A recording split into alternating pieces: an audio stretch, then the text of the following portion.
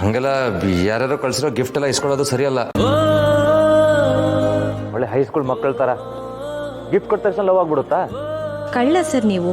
ಇಷ್ಟು ದಿನ ನಾನೇ ಹಿಂದೆ ಬಿದ್ದು ಹೋದ್ರೂ ಏನೂ ಇಲ್ಲ ಅನ್ನೋ ಥರ ಆಡ್ತಿದ್ರಿ.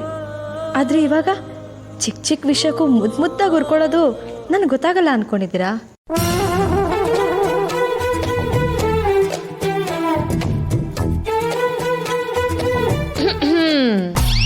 ಮುದ್ದು,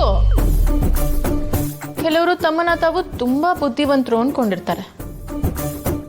ಬೆಕ್ಕು ಕಣ್ಮುಚ್ಕೊಂಡು ಹಾಲು ಕುಡಿದ್ರೆ ಯಾರಿಗೂ ಗೊತ್ತಾಗಲ್ಲ ಅಂತ ಅನ್ಕೊಳುತ್ತಲ್ಲ, ಹಂಗೆ.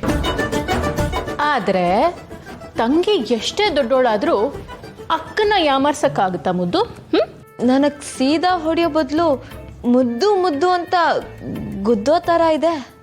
ನೀನು ಹುಡುಗ ಯಾರು ಅಂತ ಗೊತ್ತಾಗಿದೆ ಅಂತ ಹೇಳು ಮುದ್ದು, ಹೇಳು. ಅಕ್ಕ ಚಾನ್ಸೇ ಇಲ್ಲ. ಬೇಕಾದ್ರೆ ಆಕಾಶದಲ್ಲಿರೋ ನಕ್ಷತ್ರನೆಲ್ಲ ಏಳ್ಸಿದ್ದೀನಿ ಅಂತ ಹೇಳ್ಬಿಡು, ನಂಬಿಡ್ತೀನಿ. ಆದ್ರೆ ನನ್ನ ಹುಡುಗ ಯಾರು ಅಂತ ಗೊತ್ತಾಗಿದೆ ಅಂತ ಸುಮ್ಮನೆ ಬೂಡೆ ಬಿಡ್ಬೇಡ. ಬುರ್ಡೆ ಬಿಟ್ರೆ ಯಾರು ನಂಬಲ್ಲ ಅಂತ ನನಗೆ ಚೆನ್ನಾಗಿ ಗೊತ್ತು. ಅದಕ್ಕೆ ಪ್ರೂಫ್ ಇಟ್ಕೊಂಡೆ ಬಂದಿದ್ದೀನಿ.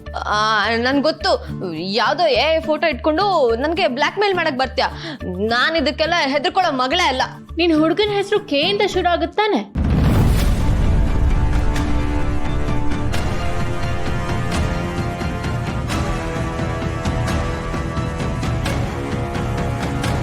ಎರಡನೇ ಅಕ್ಷರ ಎ.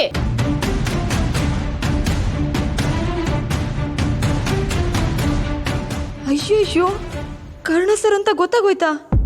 ಕೆ ಎ, ಆಮೇಲೆ ಆರ್.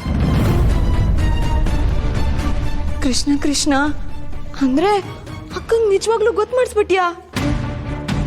ದೇವ್ರೆ, ಅವಳು ಹೇಳೋಕ್ ಮೊದಲು ನಾನೇ ಹೌದು ಅಂತ ಒಪ್ಕೊಂಡು ಮರ್ಯಾದೆ ಉಳಿಸ್ಕೊಳ್ಳೋದೇ ವಾಸಿ.